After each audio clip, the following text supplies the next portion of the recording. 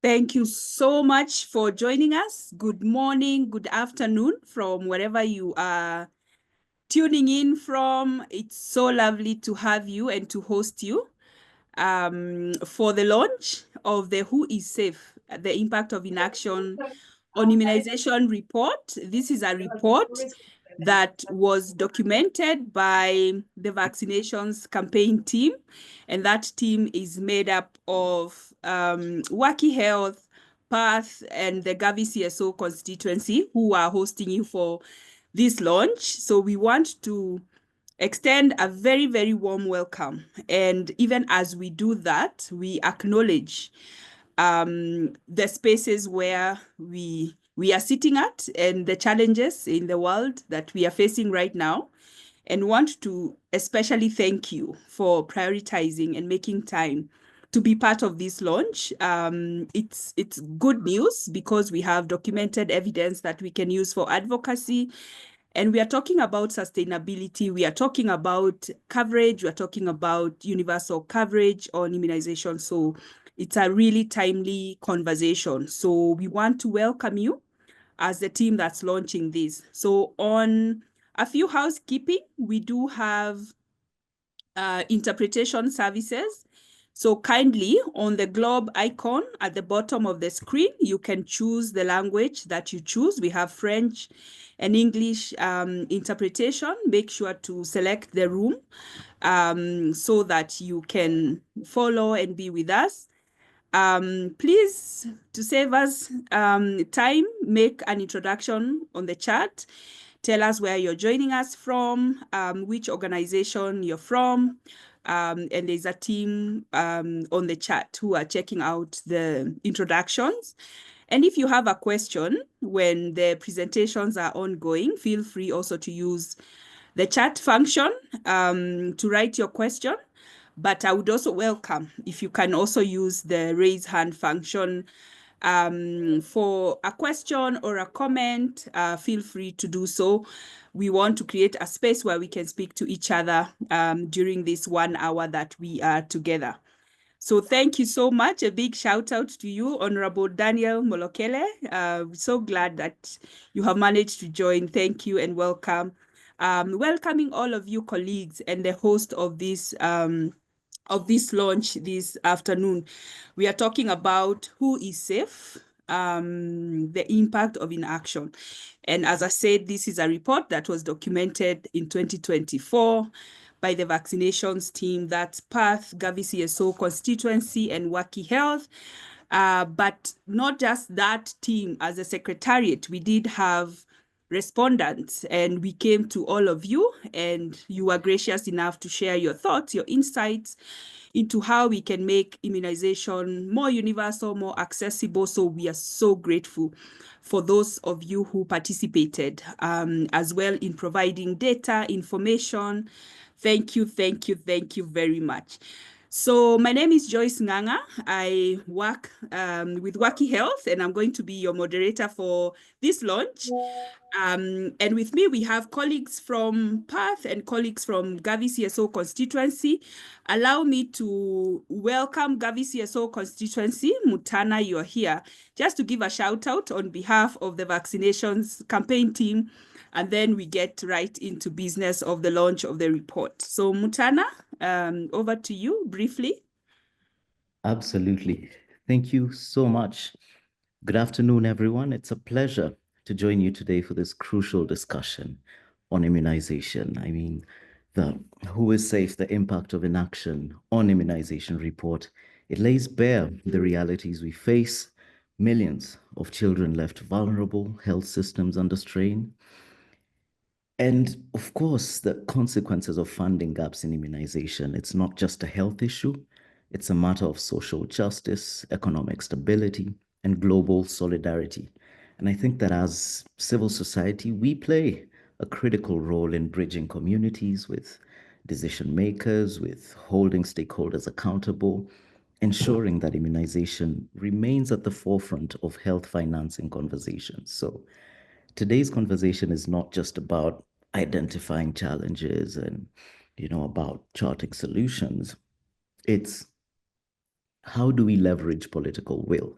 How do we advocate for policies that prioritize immunization? How do we push for domestic resource mobilization? And these are the questions we need to answer together. So I look forward to the insightful conversations, to everything shared today, and to working with all of you to drive action. So the time to invest in immunization is now. And because when it comes to public health, inaction is not an option. So that's it from me, Mutana Wanjera. Thank you so much and wishing you a great launch. Let's go. Thank you. Thank you. Thank you so much, Mutana, for representing us at the vaccinations team. Thank you for your remarks, and let's have this conversation. We know that immunization is one of the most cost-effective public health interventions that has been saving millions of lives every year. And sustainable and efficient domestic financing is critical to achieving universal immunization coverage. And we know that community involvement and civil society partnerships are vital to improving immunization outcome, accountability, and that we are on the table and being counted where this conversation on sustainable financing for immunization is concerned. And so we want to go into the report launch, and we have prepared something for the launch. So I'm welcoming the media team to go for it. Please, media team, over to you.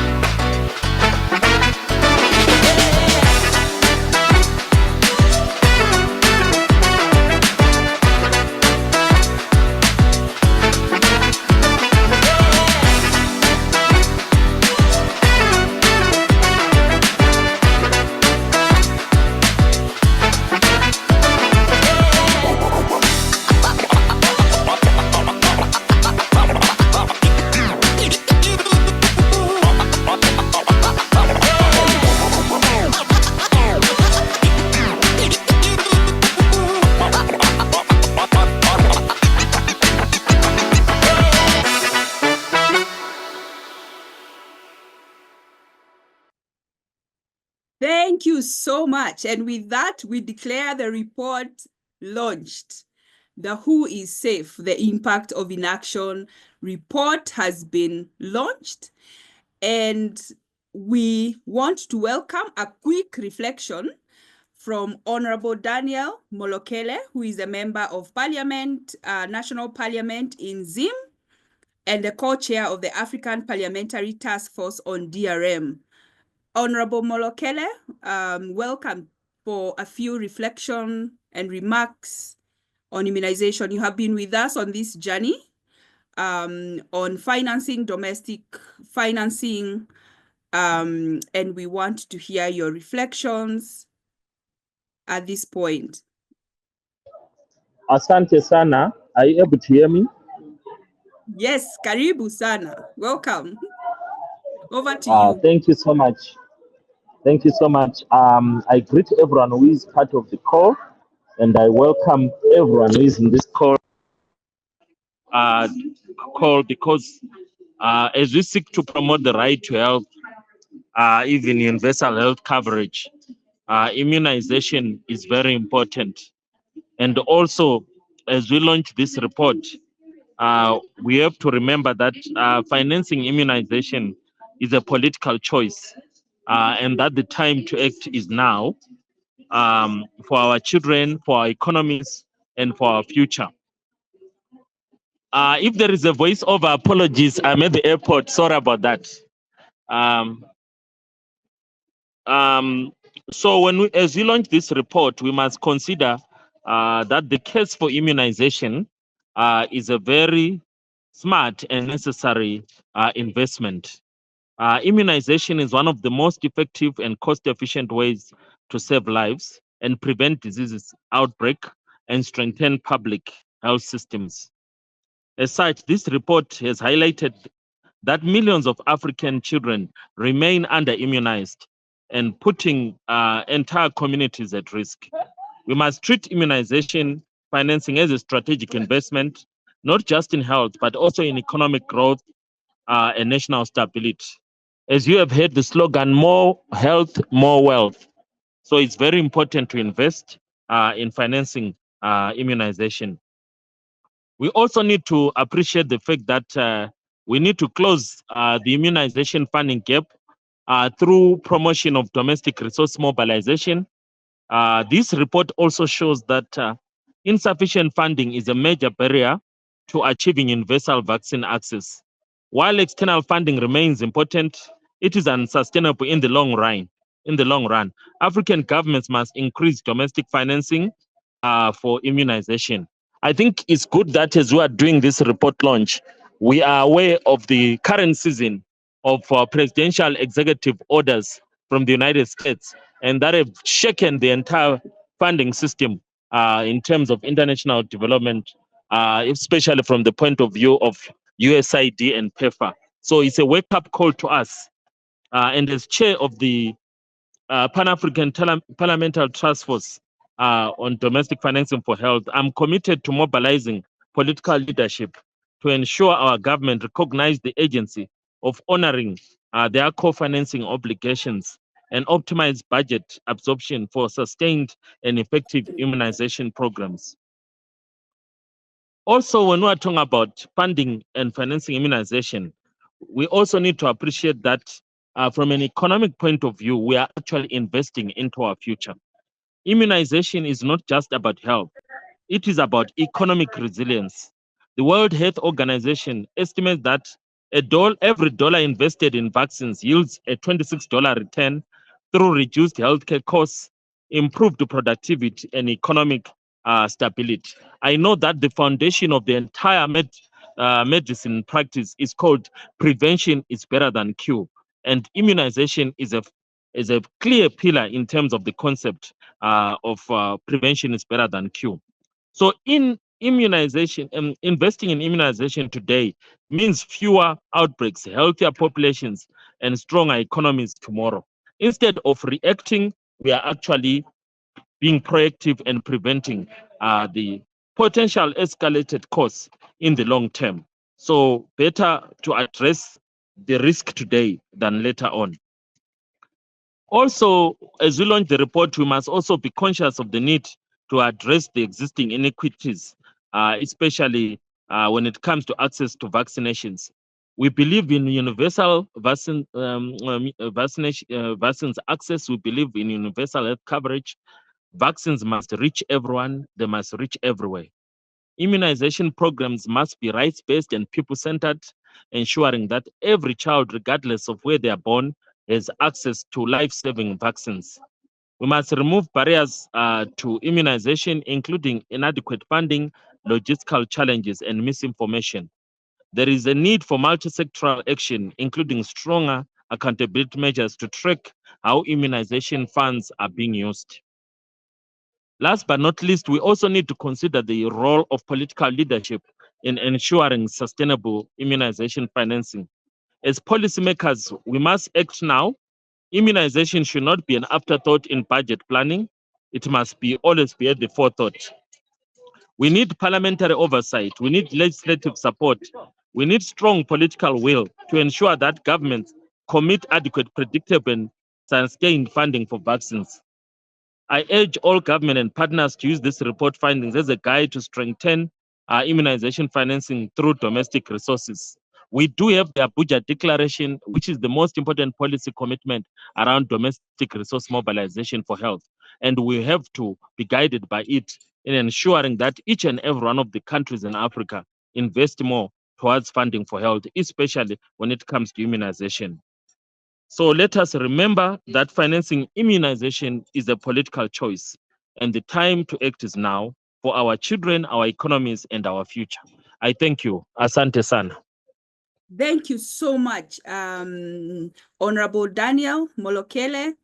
We wish you a safe travel and thank you so much that you could do this at the airport. That's a huge commitment and we don't take it for granted. Thank you so much for the partnership with the Parliamentary Task Force on Domestic Resource Mobilization, and we will be coming to you and other members of Parliament because this is a huge undertaking and we do need to work with members of Parliament to ensure that domestic financing for immunization is actualized in our countries and it's actually a priority of our government. You have reminded us that time to act is now and that every child from wherever they are, they should be able to access vaccines because they are smart. It's a smart and effective intervention. And we have said it's better to address this now than later. And that immunization should not be an afterthought. It should actually be a priority. And you've also told us that we have commitments that have been done by our African governments, and time to hold them accountable is now. Now and not later. And I believe that as a community here, we are here because we are committed to this cause and we want to advance and ensure that we have domestic and domestic financing for universal coverage on immunization and ensure that we reduce zero-dose children as much as possible. So, colleagues, thank you so much, Daniel, for that. We do appreciate that for that support and always working with us as civil society and communities. So thank you so much. We will swiftly move on. And now we are going to delve deep into the report and see what the report has. And to do that, we will look at the background of the report, the methodology and all how the report came about. Then we will listen to a financial presentation from the report. So the report has three main areas. There is a financing area, the equity area, and coverage area. So we are going to have a 3-in-1 presentation on the report. We are going to be taken through by Dr. Mike Mlongo, Brenda, and Munashe. And that's the panel that we have. And Dr. Mike is based in Kenya. He's a medical doctor and a Mandela Washington Fellow on business and entrepreneurship. He's also an economist with extensive experience in healthcare delivery, entrepreneurship, and management. He's passionate about sustainable health financing, health systems strengthening, and the utility of affordable innovations in healthcare delivery. Dr. Mike Mlongo has been a technical lead in health finance and systems strengthening consultancies at local, regional, and global levels. He has helped develop national and sub-sector guidelines and worked on provider payment mechanisms, private health sector, health financing reform, equity, and accountability. He has done work with the World Bank Group, Global Fund, WHO, UNICEF, UN Habitat, PATH, the Presidential Advisory and Strategy Unit, Executive Office of the President of Kenya, has done extensive work with Gavi, USAID, AMREF Health Africa, and has provided advisory services and technical assistance on system strengthening to various health sector stakeholders in East and Southern Africa regions, Asia, and Europe. So welcome Dr. Mike, who is in the house to take us through this. And we have Brenda, who is based in Kenya, and she's a policy and advocacy officer at Waki Health with a background on economics. very passionate about health financing, evidence-based advocacy through research and health system strengthening. She's committed to improving healthcare outcomes. And as a young person, we are really excited to have a young economist who is very, very passionate about this work. And we have Mnashe Mwaka, who is based in Zim. She's a policy and advocacy officer at Waki Health, focusing on immunization advocacy and youth empowerment. Additionally, Munashe trains youth through the Student Connect Trust and is part of the UNESCO's pool of young trainers promoting meaningful youth engagement in program design and implementation. That is a panel we have to take us through this report so that we can all know what this report holds for us. We had said that if you have any questions, put it on the chat. We are picking that from the chat. And we will have, after their presentation, a time to have interactions, to ask questions about the report, and we will have a great time of that kind of interaction. So without further ado, Dr. Mike, over to you and the panel, the young panel. Welcome. Thank you very much for making all of us young in the young panel. Yes, it's a pleasure to be here, and thank you very much to the vaccination campaign team for steering this process to where we are at. Thank you, Honorable, for your wise words and guidance, because it's really aligned to the findings that we had. And I also take this opportunity to thank the respondents who gave us their insights, and I see some of them as participants today, giving us contextual insights around immunization financing and the impact of inaction on the same. So this piece of work and on who is safe and the impact of inaction was a follow-on piece on some quantitative work we had done earlier, where we were looking at how much are countries putting into health and immunization. And now this second piece was now looking at the contextual insights and the realities at country level and the influences of the current investments and the impact of the limited investments on immunization across the 10 countries. The countries that we focused on, as we can see, are 10. Spanning a bit on the Western and Eastern Central Africa and a bit on the Southern African region. So geographically, that is a representation. We also covered Francophone, Portuguese speaking, largely Mozambique, and Anglophone speaking Africa. And we had 28 respondents for this piece, for this component of who is safe. And these respondents spanned from the ministries of health, particularly the AP divisions, WHO, Gavi, UNICEF, civil society organizations, and NGOs that are involved in immunization work, and particularly also in the humanitarian space, given that a good number of the countries we were focusing on also had conflict and internal displacement and refugees, and all those were contributors to zero dose and immunization. And also we had insights from Africa CDC being a regional convener as far as this critical conversation is concerned.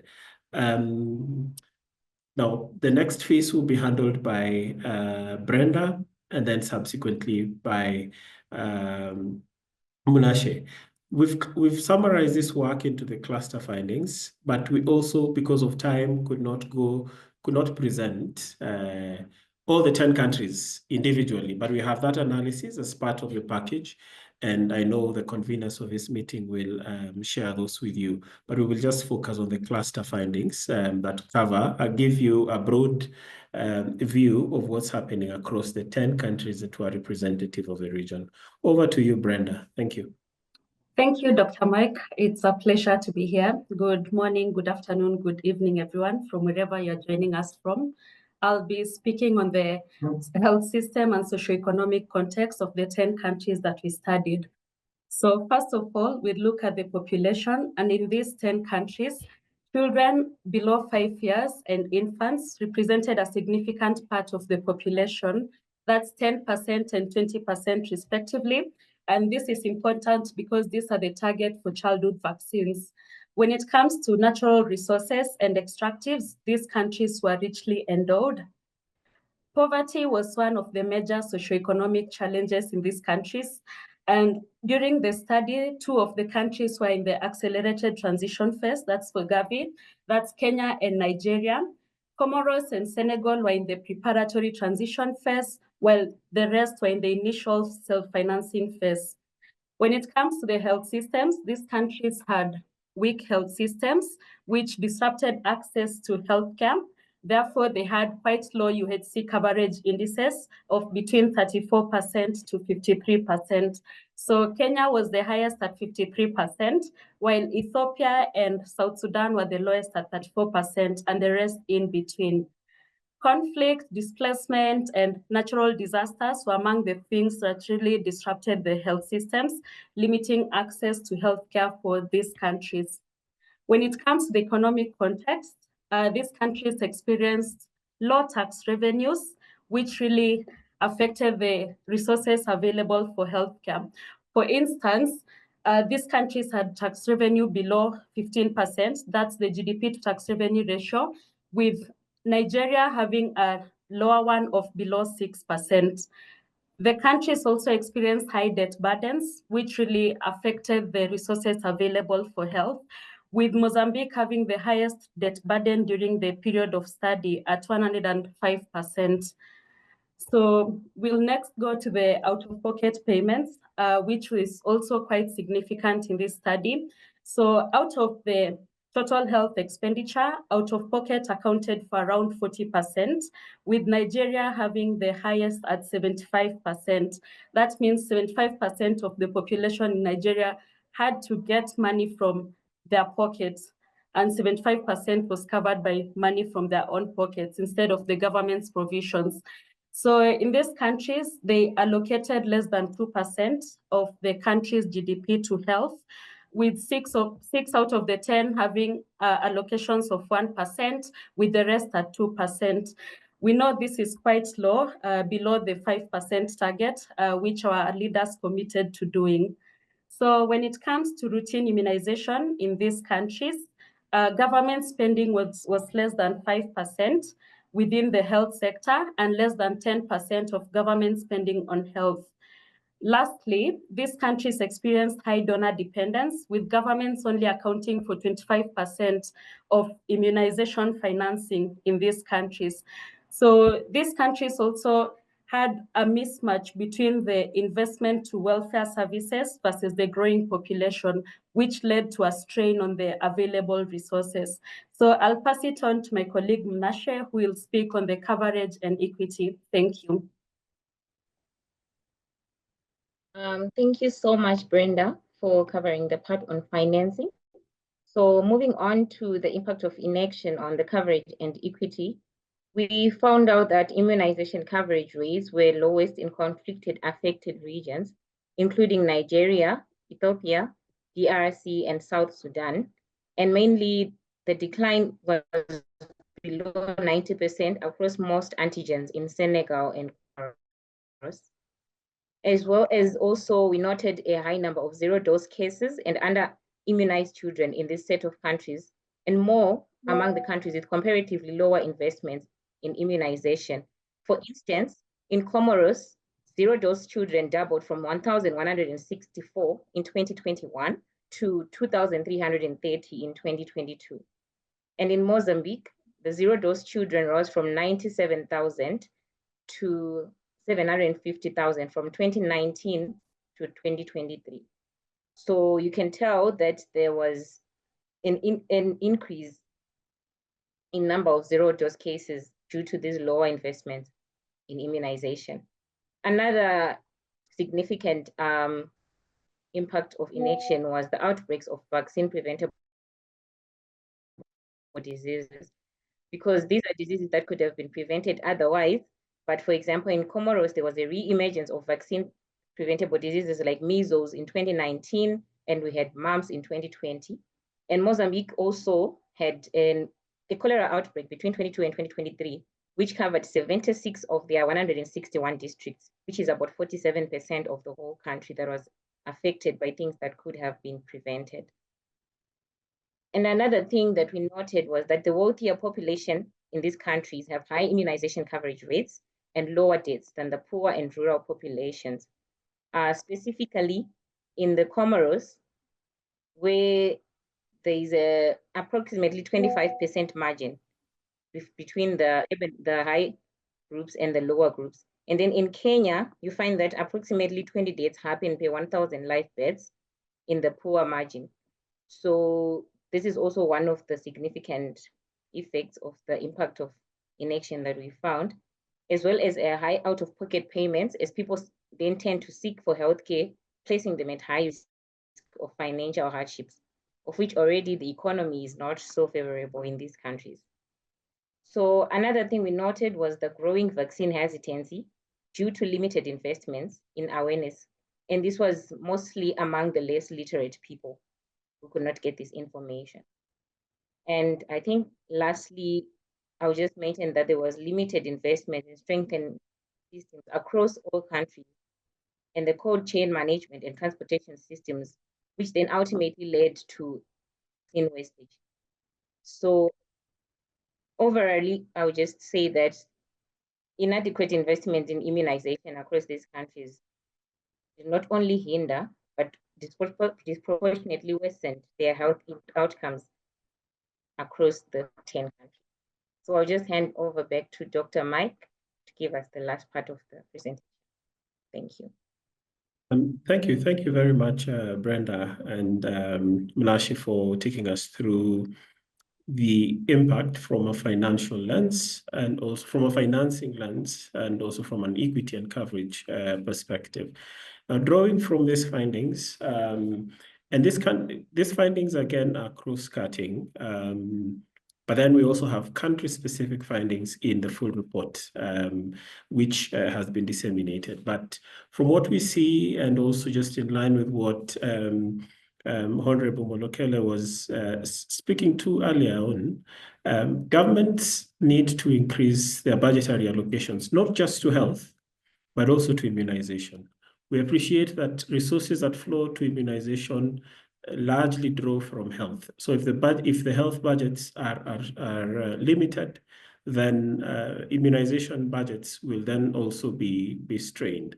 So advocacy for increased government allocations to health and immunization are things that must happen, particularly now, given the transitions we are seeing in the global health ecosystem.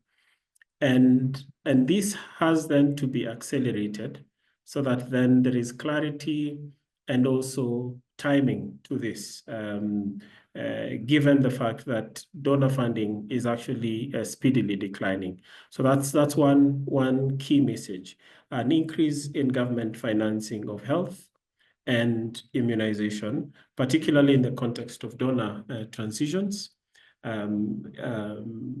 within the need for an acceleration of the same. So that's the first bit. The other bit around resources is still tagging on what partners are doing, but with a twist. Whereas partners such as Gavi have done a great job in terms of advancing access, there is need to also target the financing towards the countries that have low coverage rates, countries that have high zero-dose cases, countries that have high incidences of under-immunized children, and also the countries that we are noticing have tenuous circumstances such as conflict and natural disasters. And when we're talking about these targeted investments, I think what partners also need to do is also work with countries in the spirit of transitioning to donor to country-led financing, work with countries to develop realistic transition plans that will address the financing transitions with clarity around end lines, as it were, so that then to an extent you're fostering and facing this transition. So that's as far as working with donors is concerned. But given this declining role of donors, it is important that then the role of the region becomes emphasized. And that to that extent, then we are advancing or advocating for stronger regional cooperation, and hence the value of, say, the African Union and Africa CDC under it to drive the conversation around domestic financing or regional financing and regional cooperation as far as also health system strengthening is concerned, domestic production is concerned, and also cross-border service provision and dynamics are concerned. Then the other bit that we notice is essential towards drawing value for the investments we have in health is investing in health system strengthening. Rather than a focus on a siloed focus or a siloed approach to investments in health, the focus should be on strengthening the health systems, because then this allows us to then tap into primary healthcare, tap into stronger vaccine supply systems, the cold chain systems, and all this then help advance the cause of universal health coverage. And with that, then, for the little resources that are available, you're able to draw much value from it. So advancing or advocating for priority investments in health system strengthening rather than just disease focus or a siloed approach to investments. The other bit that is important is appreciating that there is a human side to the consumption or the use of immunization services. Whereas there is independence, there is a reality that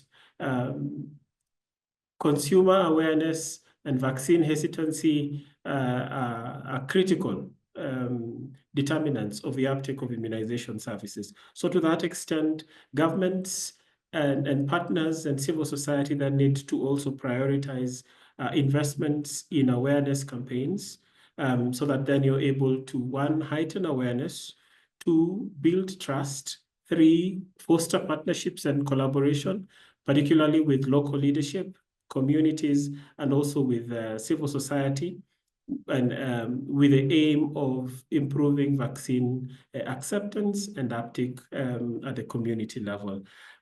Because not everything is just supply side driven. There's also a demand side factor to this, and awareness creation becomes a priority. The other bit is a focus on preventive services. It goes without saying, and has also been emphasized earlier on, the return on investment on immunization, or even just broadly preventive services. So given the fact that resources are strained, where do we get the best or the most out of the resources that we have? And to a great extent, preventive and promotive services become a priority, and immunization therefore falls within that. So again, advocacy for a focus on preventive and promotive services to ensure that we draw efficiencies from the little resources that are currently available. We've talked about strengthening cold chain resilience, but now a focus or an emphasis would be appreciating the contextual realities of conflict, as we see currently in the DRC Congo, as we see in northern parts of Mozambique, as we see in northern and central Ethiopia region, as we also see in the northern Nigeria region, strengthening cold chain resilience so that then you have cold chain systems that are resilient, particularly in the setting of conflict, and also in contexts where we have adverse climate effects like droughts, floods, as it were.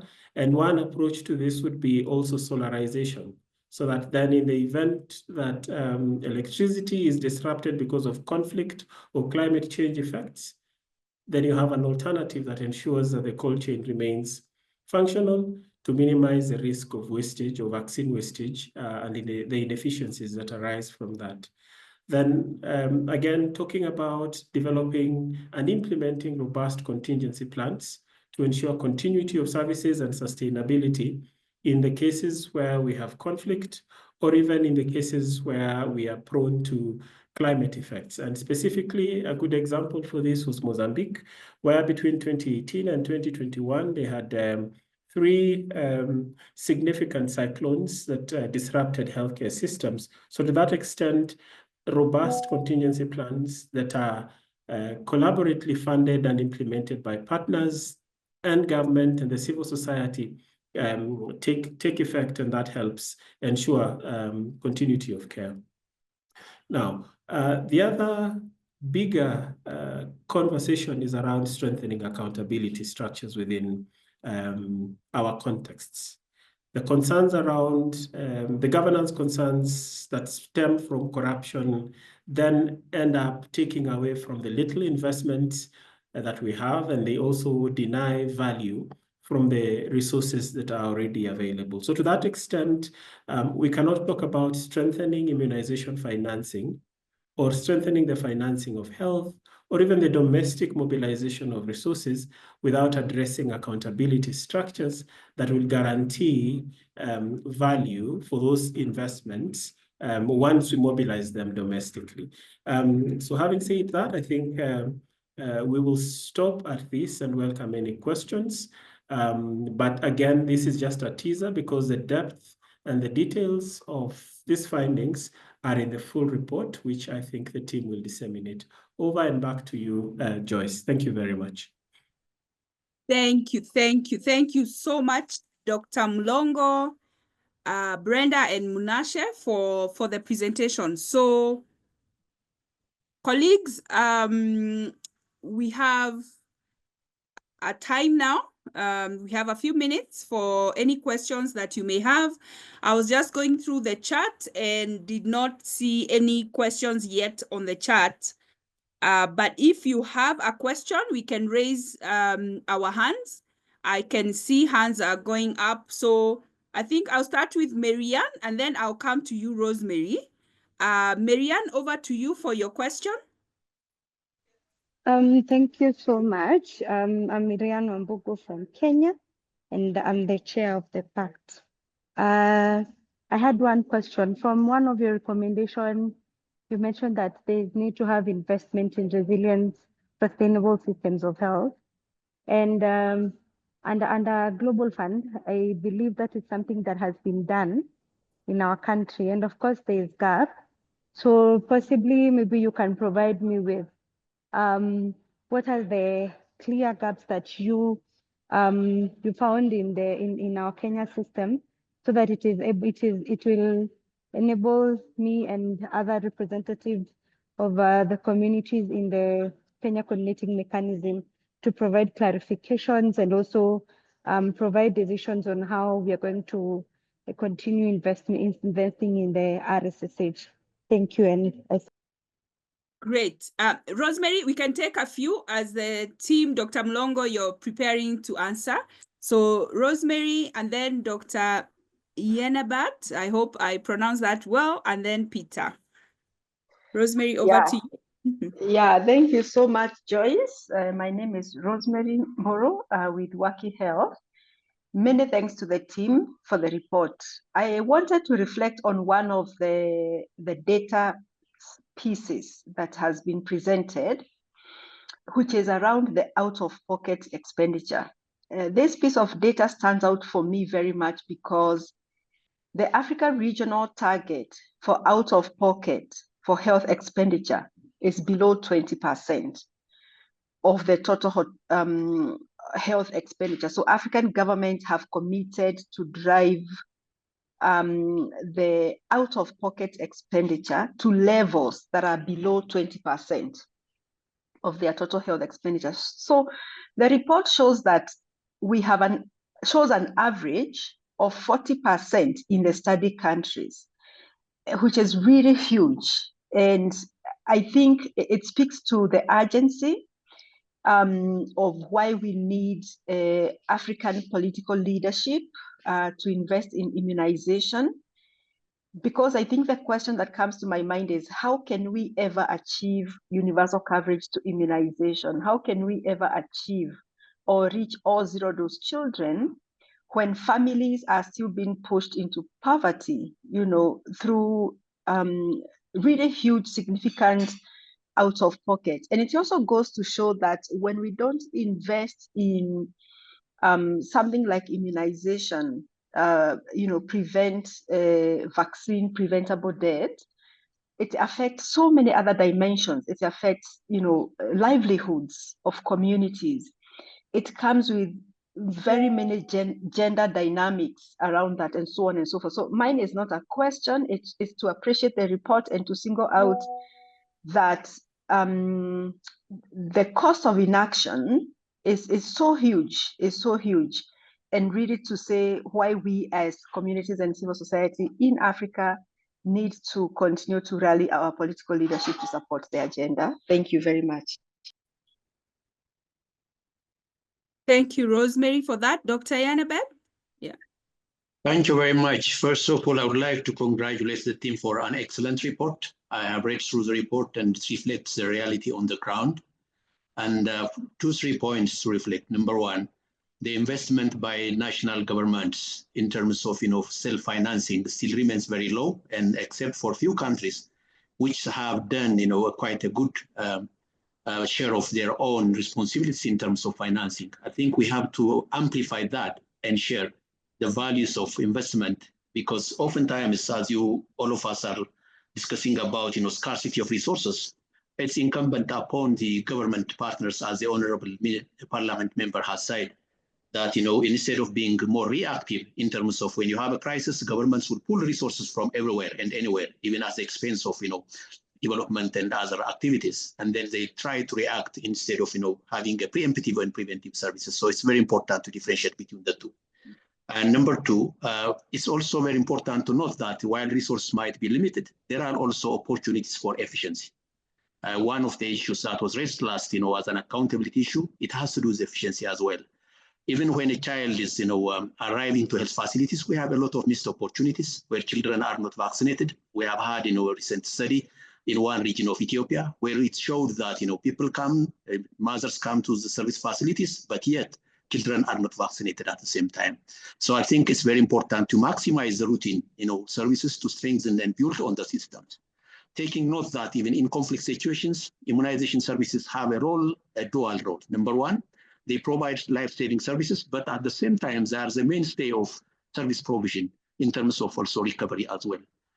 These are true examples that we have seen while working in South Sudan, Somalia, Liberia, Ethiopia during conflict times. When you have a post-conflict, the immunization lessons yield much of an input into health recovery without necessarily looking for an infrastructure investment. So I think these are the points that I want to reflect. Again, I would like to congratulate the team and the panelists for these excellent points. Thank you so much. And now we have Peter Owiti, and then Dr. Mlongo, you will come to respond to the questions and the reflections. Over to you. Thank you very much for the presentation. I come from Kenya, and I'm one of the CSOs working on health. We have just come from a meeting of CSOs executives, and one of the reports that was given, including government officers were there, is that out-of-pocket expenditure for Kenya is 24%. That is well below the global average. And you find that in health, where we put a lot of investment, including the newly introduced health scheme, 20% normally goes back and spent and put again into consolidated funds and distributed to other functions that are unrelated to health. And so here we are talking about, if you look at the countries that have poor expenditure and poor health investment, you can also see them in the list of Transparency International. So here we have the issue of corruption. And until we sort out that software, nothing else will change. Even if more money, 17% or rather 15% of the Abuja Declaration is invested, it will still go into waste of corruption. And that's one issue that civil society should come strongly about. Thank you. Thank you so much for the reflection. And yeah, for that reflection. Dr. Mlongo, if you could come on to respond, Yes. appreciate it. Yeah. So thank you very much for the comments, the questions, and reflections from the participants. And I'll start with the question on health system strengthening. Now, of course, the Global Fund and most of the other donors, Global Fund, even PEPFAR, there has been a shift from a siloed approach to also appreciating that the software that drives success in terms of individual health and population health is actually the health system. And to that extent, they have made contributions and allocations in their funding that are directly earmarked towards health system strengthening. But that in itself is not adequate. The reality is, and your question was specific to Kenya because it's what is being done in Kenya. But I notice my comments cut across most of the countries that we are touching on, that we still have, if you're to focus just on immunization services, human resources for health remain a problem in terms of adequacy in numbers and adequacy in terms of skill set, as it were, and knowledge. So that in itself still remains a system component that needs to be addressed continuously. We've talked about financing, and also Rosemary spoke to this, that we still, despite all the reforms we are having, we are still seeing a high out-of-pocket expenditure, ranging from as low as about 25 in Kenya to as high as above 70 in Nigeria, with an average of 40. Whereas the global average or recommendation is anything between 15, less than 20, 15 to 20, or even below. The fact that we have that level of high out-of-pocket expenditure means that populations still are growing, are going through financial hardship in their efforts to try and seek for care. So reforms must then address the real issues. Yeah, even in Kenya, we know that most recently we have had reforms, but one of the key challenges is that are people accessing care based on need? Are they accessing quality care? And are they being compelled to pay more than what they can in terms of premiums, or even just out-of-pocket direct payments? So to that extent, one of the global recommendations is towards advancing financial protection. There is need for systems that are equitable, that help establish prepayment mechanisms, so that when I need care, I don't have to pay for that care at the point of need. It can be, and world over, the systems that work well are systems where these are actually government or publicly funded, so that it takes the burden from the individual at the point of need. But that's a broader conversation. But still, strengthening that is a component of health financing. When you look at procurement of commodities, we still struggle as far as procurement of vaccines and the related commodities are concerned. And that, to a great extent, is not just a problem with our vaccine procurement pathway. It's a supply chain issue. It's a cold chain issue that go even beyond vaccines and immunization. So that, again, is a system issue that requires significant investment in, and not a donor alone will not address that. Government must prioritize that, because those are critical. And if you address this, then to a great extent, you're addressing the core needs of primary healthcare, which is a bedrock that helps achieve or drive towards universal health coverage.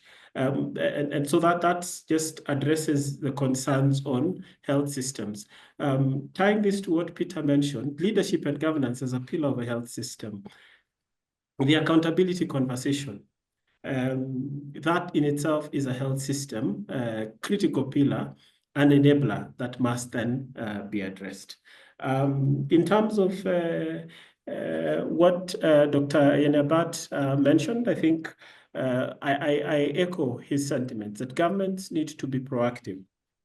The recent events this quarter within the global health financing ecosystem further emphasize the need for countries to take charge of their country priorities and not necessarily to leave those to the behest or to the arms of the donors, as it were. So I agree and align with the sentiments of governments being proactive. And finally, I think Peter mentioned the conversation on accountability and the fact that even the little resources that have been allocated are not utilized well, to the extent that some of those resources are returned back to the exchequer at the end of a financial year. That speaks to a broader conversation on strengthening the public finance management systems. How do we budget and plan? How are our approvals done? Are they data or evidence driven? How are we spending? Are we spending in keeping with the best practices as far as efficiency is concerned? And as we are spending, are we drawing lessons? Are we also auditing to ensure that what was budgeted for has been appropriately spent, and so on and so forth? Because the reality is, we are saying that we are spending less than 2% of our GDP on health. That is what has been spent and approved. But the reality is, of that has been approved, you're sending back 20%. That means you are not maximizing what has already been approved. So to that extent, that contributes to inefficiencies within the PFM or the public finance management systems. So a greater conversation also needs to happen at the public finance management system level, so that then we budget appropriately, we approve what is sound, because you see the other problem is we have budgeted corruption. So we approve what is sound. And when we are spending, we spend in keeping with what our needs are at country level, what our disease burdens are, what our profiles are, and what essentially is contextual in need. And then we strengthen our accountability mechanisms to ensure that what we have has been approved and spent is actually spent in keeping with the law and in addressing the national priorities. And that speaks to transparency, that speaks to accountability, that calls for public participation, and that calls for stronger transparency within the public finance management system. I also see some comments and questions on the chat around opportunities for further dissemination, and I think those are noted. But I think I will stop there with the emphasis that yes, it's not just about more money for health. It's also about how can we maximize more health for the money that has already been invested. Yes, over and back to you, Joyce. Thank you very much. Thank you so much for responding to that. And colleagues, friends, we are at the top of the hour, so we will not take any more questions because we need to, colleagues are moving to other calls and other engagements. So mine is to thank you very, very, very much for being part of this conversation. As Dr. Mulongo is saying, we have noted the comments on the chat. We have noted some of the opportunities that have come up, the C20 in South Africa, G20 opportunities, parliamentary engagement through the Dose of Solidarity campaign, the Humanly Possible campaign, and other initiatives that are happening. So we will be deliberate to link with all these opportunities. And this is not the end of this conversation with this report. We will call you again to have a deeper conversation on this again. So allow me to thank the organizers of this, and especially the vaccinations campaign team from Perth, team from Gavi CSO constituency, team from Waki Health, Dr. Mulongo for helping us to package this report, the respondents, all the respondents who participated to give data, to give reflections and insights of what's happening at country level. We are very, very, very much grateful. And so we thank you, and we have come to the end of this launch. The link to this report is on the chat. So kindly check out the link to this report. And we have had live tweeting during this. So you can also go on X and with the two hashtag, the vaccinations campaign and immunization for all, and follow some of the social media live work that has been ongoing as we were discussing here. So you'll see the campaign and some of the messages on the social media there on X space. Thank you very much. I think media team, you want to play the launch one more time as we leave at our own pleasure. Thank you very much and have a good day further. Bye.